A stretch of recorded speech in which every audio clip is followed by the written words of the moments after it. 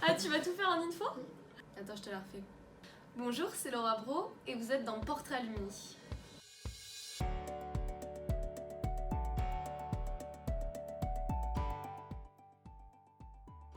Alors, j'ai commencé ma formation par une licence 1 éco-gestion que j'ai entamée à Bayonne.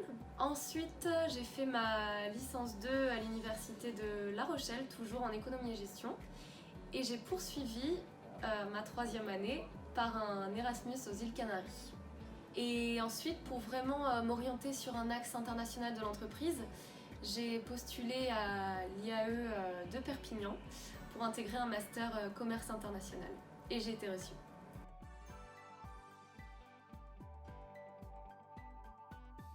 Alors c'est vrai qu'au début c'était un peu flou, surtout durant ma licence.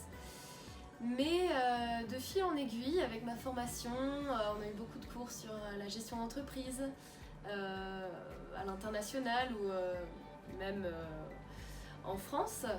Et c'est vrai que je me suis axée de plus en plus sur ça, sur ce point commerce.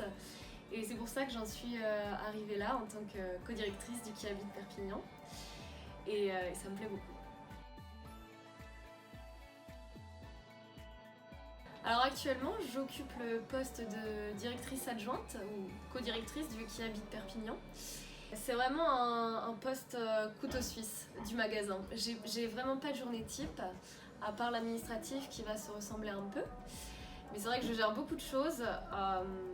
Voilà, recrutement des CDD, recrutement de l'intérim. Je m'occupe des plannings. Je gère aussi l'équipe.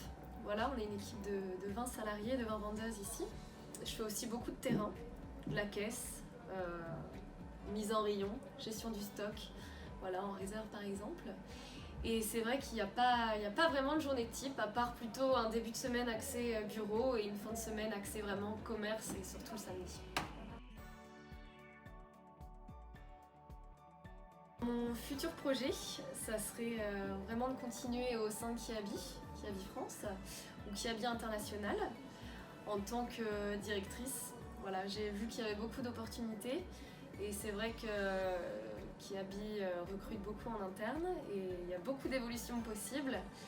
Donc j'aimerais vraiment continuer là-dedans et pourquoi pas même à l'international, Espagne, Angleterre ou non loin d'ici.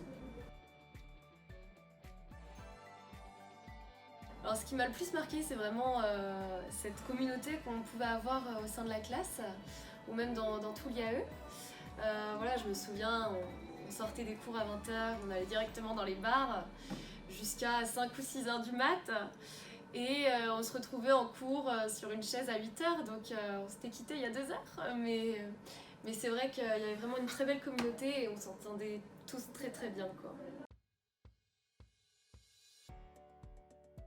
Alors un souvenir de l'IAE et de la fac de Perpignan en général, c'est vraiment ce savoir-faire, cette application des professeurs et ça se voyait qu'ils aimaient ce qu'ils faisaient, ils aimaient transmettre leurs connaissances et nous on demandait que ça.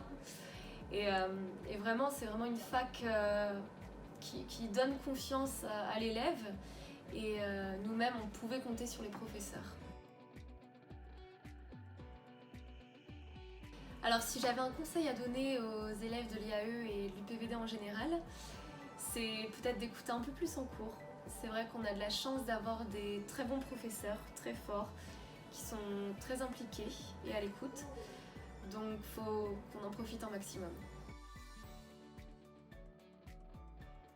Alors ce que je peux dire sur le réseau UPVD Alumni, c'est que ça permet de créer du lien entre nous étudiants, anciens étudiants. Et ça peut être très important pour le futur, voilà, pour le futur élève. C'est vraiment comme un mini LinkedIn au sein de l'UPVD. Et il faut savoir en profiter car les réseaux, des fois, c'est difficile à avoir.